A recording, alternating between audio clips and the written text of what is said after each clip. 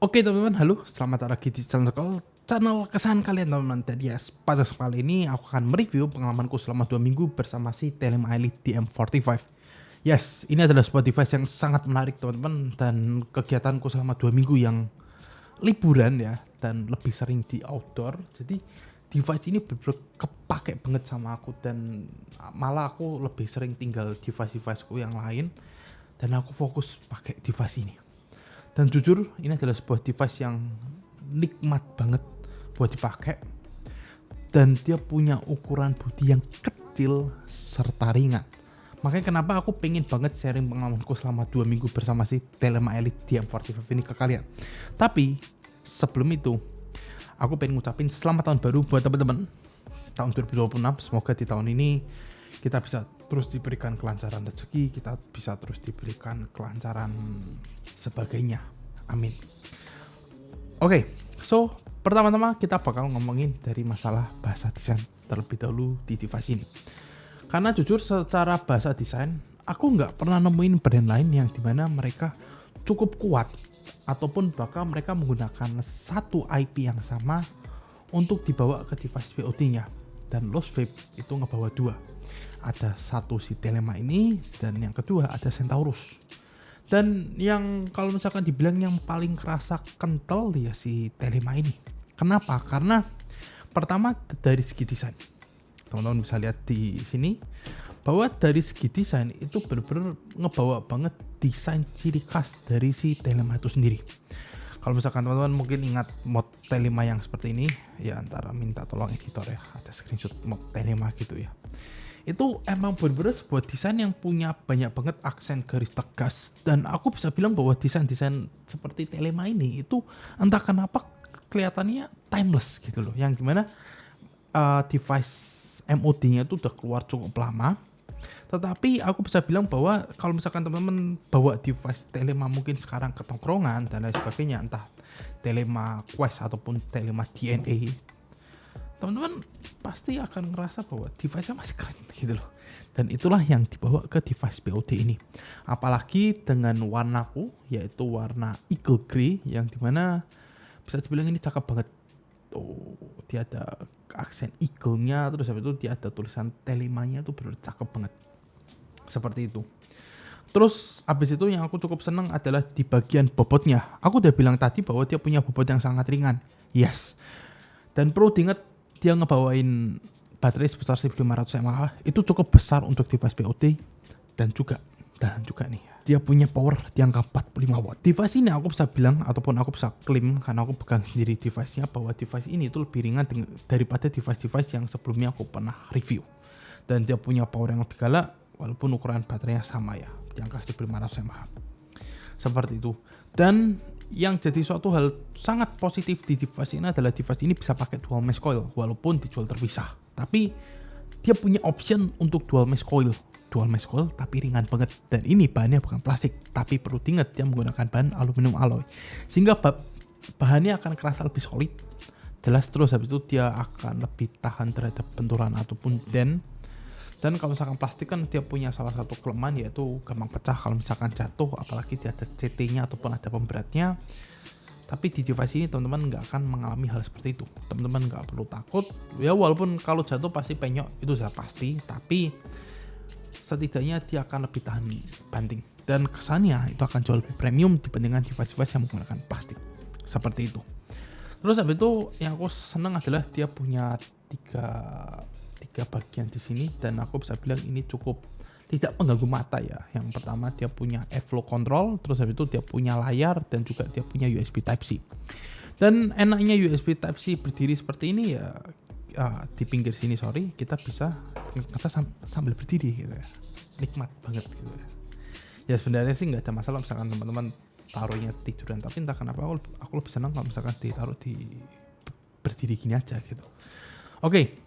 Terus habis itu masalah airflow aku bisa bilang ini airflow yang cukup enak, walaupun untuk TTL dia sebenarnya lebih ke arah RTTL ataupun restricted tulang. Jadi kalau misalkan teman-teman nggak tahu restricted direct tulang itu biasanya dia punya pipe ataupun dia punya airflow ataupun hole itu sedikit lebih sempit dibandingkan TTL biasanya. Nah biasanya RTTL itu lebih condong untuk teman-teman bukan cari cloud tetapi lebih ke arah cari ekstensi rasa. Maka kenapa aku bisa bilang bahwa device ini tuh punya ekstensi rasa yang enak banget, dan jenis-jenis Airflow RTTL seperti ini itu bakal enak banget buat teman-teman yang seneng pakai buat MTL-an. Dan perlu diingat bahwa device ini itu juga bisa pakai RPA bawaannya mereka, walaupun dijual terpisah lagi, tapi dia bisa menggunakan RPA bawaan dari Losub itu sendiri. Sehingga aku sudah bilang bahwa ini overkill ya, dia baterai 1500 mAh 45 watt di device seringan ini, apalagi yang perlu dikomplain gitu loh. Nah terus itu untuk bagian tombol aku juga cukup seneng karena tombolnya dia di bagian samping, karena aku sering banget dia menggunakan tombol dibandingkan auto puff, karena aku ngerasa bahwa kalau misalkan menggunakan tombol seperti ini itu dia rasanya akan lebih keluar, dia ekstensi rasanya akan lebih keluar, powernya dia akan lebih jos lagi dibandingkan aku menggunakan tipikal apa ya di biasa ya auto puff seperti itu. Terus abis itu yang aku seneng adalah di bagian powernya. Kalau misalkan di bagian power, jujur aku nggak ada keluhan sama sekali. Walaupun kalau misalkan kita pertama kali ditantepi seperti ini, dia pasti akan kebaca di angka 38 watt seperti ini. Cuman kalau misalkan teman-teman mau naikin dia bisa tinggal diklik aja 1, 2, 3, terus itu dengan berkedip teman-teman naikin aja ke 45 watt. Apakah 45 wattnya sering aku pakai? Lumayan sering aku pakai karena aku seneng power yang jos sekarang gitu ya. Tapi bisa dibilang bahwa angka 45 wattnya itu galak tapi smooth. Nah ini yang bisa dibilang cukup jarang ya, karena rata-rata kalau misalkan device POD mereka ngasih power biasanya kurang smooth gitu masuknya gitu. Tapi ini entah kenapa 45 wattnya dia smooth dan enak banget, serius. Terus habis itu aku pakai CT di sini di angka 0,3. 0,3 nya juga enak, seperti kemarin aku pas pertama kali first impression. Entah kenapa 0,3 nya dia nggak begitu ngebus manis, dan aku pakai liquidi yang ada ice nya yang cukup dingin, tapi di sini dia dinginnya agak di hold ataupun agak direm gitu, sehingga nggak akan sampai ngeganggu. Apalagi teman-teman kalau misalkan pingin fruity tapi nggak seneng dingin, ini bakal cocok banget buat teman-teman seperti itu. Terus habis itu di masalah CT, apakah 2 minggu ini ada gosong gitu? Jawabannya adalah nggak ada, tapi perlu diingat bahwa CT 2 minggu itu pasti akan ada penurunan rasa seperti itu. Cuman aku masih bisa accept, ini penurunan rasa acceptable gitu ya, walaupun bisa dibilang nggak begitu signifikan, ini masih sangat-sangat acceptable. But perlu diingat bahwa aku adalah tipikal orang yang kalau misalkan ganti CT itu otomatis di angka 2,5 sampai di angka 3 minggu. Berarti minggu depan aku harus ganti si cartridge-nya seperti itu. Pertama buat ngejaga si eksistensi rasa itu sendiri, yang kedua adalah untuk masalah safety seperti itu. Oke. Terus habis itu baterainya. Nah mungkin teman-teman penasaran ini dengan 1500 mAh baterai, terus habis itu aku bisa bilang bahwa aku pakai long puff, terus habis itu aku pakai 45 wattnya dia, walaupun bisa dibilang ini fleksibel, fluktuatif, aku nggak selalu pakai yang 45, kadang yang 38 nya dia, karena juga kasihan si CT-nya kalau misalkan terus dipush yang 45 watt. Terus habis itu aku juga lumayan sering chain puff. Nah pertanyaan adalah apakah device ini akan sangat-sangat boros gitu baterainya, karena long puff itu pasti akan butuh makan daya baterai pertama dibandingkan teman-teman pakai short puff ataupun pakai MTL. Terus habis itu yang kedua adalah di sini aku pakai yang 45 watt yang which is itu adalah power maksimal dari dia, dan dia pasti akan kasih power maksimal seperti itu. Jawabannya adalah baterainya irit banget buat seharian. Jadi teman-teman mungkin berkegiatan mulai dari jam 7 jam 8 pagi teman-teman full ya, misalkan dicas gitu malamnya, terus dicabut, terus teman-teman taruh, besok pagi teman-teman pakai dan lain sebagainya, baterainya bakal irit banget. Dan aku baru ngecas baterai itu mungkin sekitar jam 10, jam 9, jam 10-an. Walaupun aku bukan orang yang, ya walaupun aku chain puff, tapi aku bukan orang yang sehektik itu sama puff ya, sehingga aku bisa ngeremnya. Jadi ini cukup irit, bukan cukup irit sih, ini sangat irit sih. 1500 mAh 45 watt itu bisa bertahan bahkan 13 jam pemakaian, 13-14 jam itu bakal irit banget. Dan aku bisa bilang bahwa dia enggak dia nggak mengalami penurunan power yang signifikan di angka baterai yang sudah mulai melemah seperti itu. Dan tiap malam aku juga bukan sampai bener-bener baterainya ini habis banget gitu, enggak. Jadi ya untuk ukuran baterai 1500 mAh ini lebih dari cukup, walaupun mungkin akan lebih gokil lagi, goks lagi kalau misalkan dikasih di angka 2000 mAh, mengingat kalau misalkan dipasangi RB otomatis dia akan lebih boros karena ngangkat panas dari si coil yang dibuild dibandingkan mesh coil seperti ini itu akan lebih berat seperti itu. But secara overall device ini good. Tapi apakah ada minusnya device ini? Jawabannya adalah tentu saja ada. Yang pertama adalah entah kenapa ya dia banyak kuat solid, but entah kenapa di sekelilingnya sini tuh seperti ada scratch. Walaupun aku adalah tipikal orang yang dimana nggak pernah menggunakan device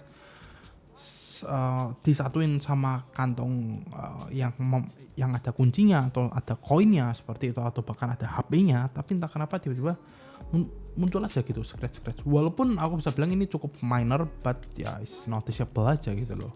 Kayak aduh, deviceku nggak kok jadi kurang bersih. Mungkin teman-teman tidak akan mengalami hal yang sama kalau misalkan teman-teman ambil warna hitam ataupun warna birunya ya. But untuk warna yang cerah seperti ini dia akan sedikit noticeable, but ya dia nggak mempengaruhi fungsionalitasnya. Udah pasti device ini tuh nggak pernah jatuh, itu yang perlu teman-teman tahu. Dan untuk settingnya entah kenapa dia kadang suka lompat ya OHM-nya antara 0,3 terus entah kenapa bisa ke 0,6 dan bahkan paling parah pernah bisa ke angka 1,2. But ini case yang benar-benar jarang banget terjadi teman-teman.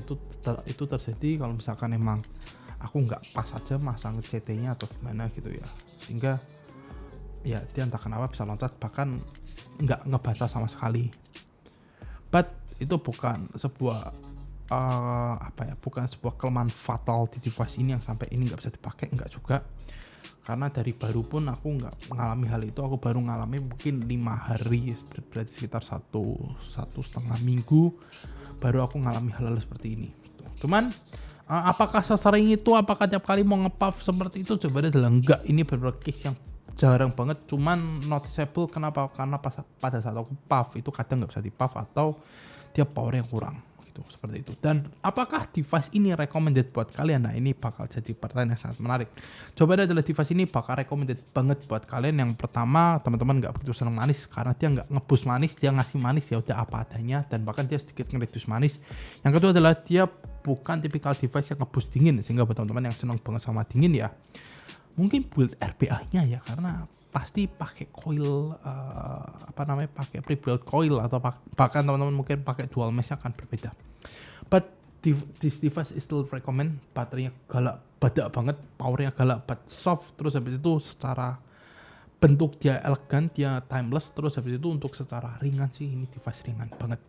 Sehingga buat teman-teman yang mungkin udah punya Telema Elite 40, terus habis itu teman-teman pengen ngerasain dual mesh coil, terus habis itu pengen ngerasain bahwa dipakai RBA lebih galak lagi, ya device ini adalah jawabannya. Tapi teman-teman kalau misalkan nggak butuh poin-poin yang aku sebutin tadi, apalagi teman-teman lebih senang MTL pakai dengan 0,6 ataupun 1,2 nya mereka, buat aku itu nggak akan jadi sebuah problem yang sangat besar. Tapi kalau misalkan teman-teman memang butuh dan teman-teman senang banget ataupun bahkan teman-teman butuh device TTL yang simple, easy to use, ready to go banget, ya ini akan sangat rekomendasi buat teman-teman seperti itu. Jadi ya aku bisa bilang bahwa device ini cakep dan menarik banget. Oke, so kita akan kembali lagi di video selanjutnya. Jangan lupa di like, di komen, di share, dan di subscribe. Dan kita akan berjumpa lagi di video selanjutnya yang pastinya tahun 2026 ini berharapnya sih bakal banyak sebuah device yang booming banget, yang kayak gitu ya, kayak device ini. So ya, peace out, bye.